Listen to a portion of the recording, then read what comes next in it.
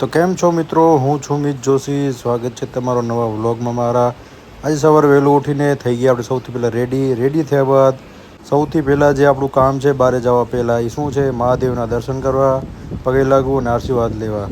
તો આશીર્વાદ લીધા આપણે મહાદેવના અને પહોંચી ગયા આપણે નીચે બિલ્ડિંગના જે ગ્રાઉન્ડ ફ્લોર ઉપર હોય ત્યાં આપણે સાંઈબાબાની મૂર્તિ છે સ્થાપિત કરેલી.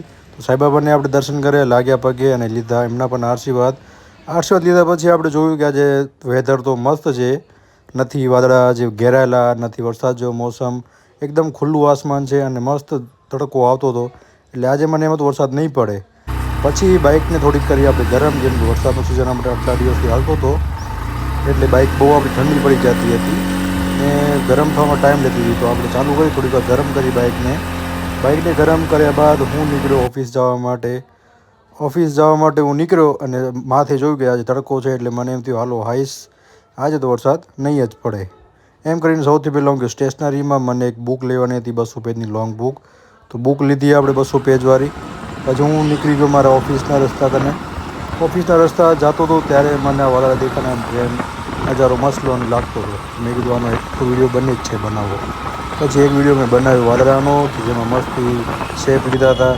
એના પછી આપણે પહોંચ્યા ઓફિસની બિલ્ડિંગ પહોંચ્યા બાદ સામે મળ્યા આપણે ગણપતિ બાપા મને એમ કહે છે કે હું બધી જગ્યાએ તારા સાથે જ છું, તું ચિંતા ના કર, ગમે ત્યાં હું તારા સાથે જ આવીશ.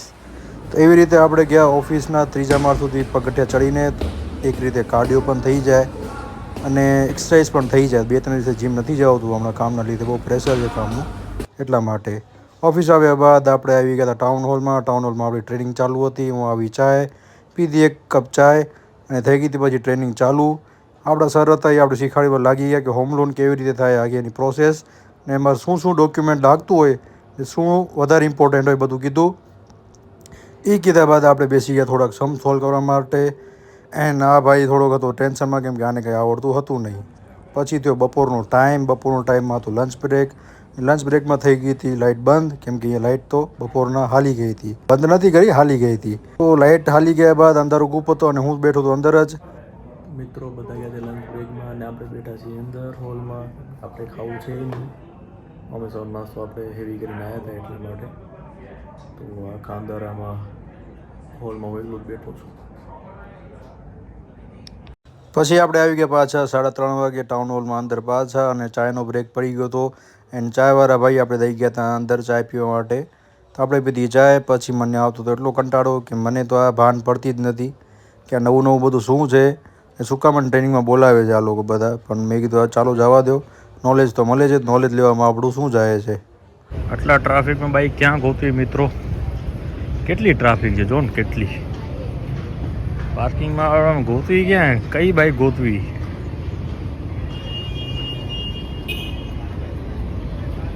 આપણા માટે થોડાક દિવસની નવી ઓફિસ છે HDFC બેંક હોમ લોન્સની.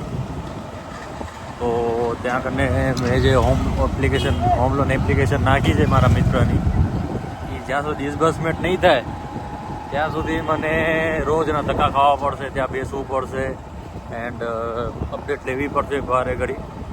થોડાક દિવસો માટે આપણી બીજી ઓફિસ છે. તો આજે સાંજના 6:30 અને હું આવી ગયો છું ઘરે. અત્યારે આખા દિવસમાં ભાગદોડમાં થાકી ગયો છું, માથું મારું બહુ દુખે છે, એટલે 1-2 કલાક સૂઈ જાઉં. જમ્યો પણ નથી આવીને, ઉઠીને જે હશે એ રાતના જ ખાશું. આપણે આવીને જસ્ટ નાહ્યો છું હમણાં, એટલે હવે હું 2 કલાક માટે સૂઈ જાઉં. ઉઠી ગયા છીએ અને જઈએ છીએ આપણા નાનીમાના ઘરે ટિફિન લેવા, કેમ કે શ્રાદ્ધ છે, શ્રાદ્ધનું જમવાનું ત્યાં છે. એન્ડ હું જમી આવીશ, મારા પપ્પાનું ઘરે ટિફિન લઈ આવીશ. આજે મિત્રો સોસાયટીમાં શાંતિ છે, ખબર નહીં કેમ, પણ આ ટાઈમે સોસાયટીમાં વધારે લોકો બધા વોકિંગ કરવા જ આવતા હોય છે. રાત 10:30 વાગ્યામાં જમી કરીને બધા ઉતરી જાય નીચે વોકિંગ કરવા. અહીંયા તો આમ ઘણા બધા જ હોય, આજે કોઈ નથી એટલે ઘણું કહેવાય.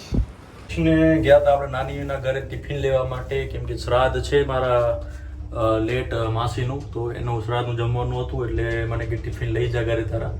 હું ટિફિન લેવા ગયો હતો. હવે ઘરે હાલીને આપણે જમી લઈએ. ટિફિન આપણે લઈ આવ્યા હતા, પણ એમાં જમવાનું આપણે પૂરું ન થયું. એમાં થોડીક પ્રસાદી ખાધી. પછી મેં બનાવી મેગી અને પાસ્તા જમવા માટે. મારા જમવાનું થઈ ગયું છે આપણું કમ્પ્લીટ. હવે આપણે જઈએ છીએ બારે રાઉન્ડ મારવા માટે. જસ્ટ નોર્મલ રાઉન્ડ મારવા માટે બાઇકથી જઈશ અહીંયા કને હું પામ બીચ રોડ ઉપર અમારા. તો બનાવ્યો તમે મારા સાથે, તમને પણ બતાવું પામ બીચનો નજારો કેવો હોય છે રાતનો. દિવસનો કેવો હોય છે તો અલગ જ હોય છે, પણ રાતનો નજારો છે ને આમ જબરદસ્ત હોય છે, એ તમને બતાવું. બનાવ્યો તમે મારા સાથે, મળીએ આપણે પામ બીચ ઉપર. આપણે આવી ગયા પામ બીચ રોડ ઉપર અને પહોંચ્યા છીએ એનએમએમસીની ઓફિસ કને.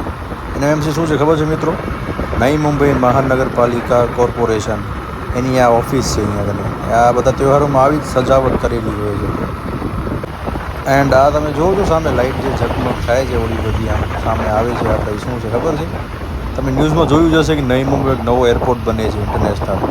તો હા, એ આઈજી છે ઇન્ટરનેશનલ એરપોર્ટ. થોડાક આગળ ગયા ને આપણે જોયું કે પોલ્યુશન તો બહુ જ છે, ધૂળ મિટ્ટી કેટલી ઉડે છે આગળ. આવામાં તમે આવો ને એટલે તમે નાક વાર મોઢા ઉપર એટલી ધૂળ હાલી જાય ને કે આમ મજા જ ના આવે તમને. મારી આંખમાં ખુલતી નથી એટલે હું હેલ્મેટ લઈ નહોતું આવ્યો, કેમ કે હેલ્મેટ હું પહેરતો નથી, મારા એનાથી ખરે છે. કેટલી ધૂળ ઉડે જુઓ તો ખરા તમે, આમ દેખાય છે.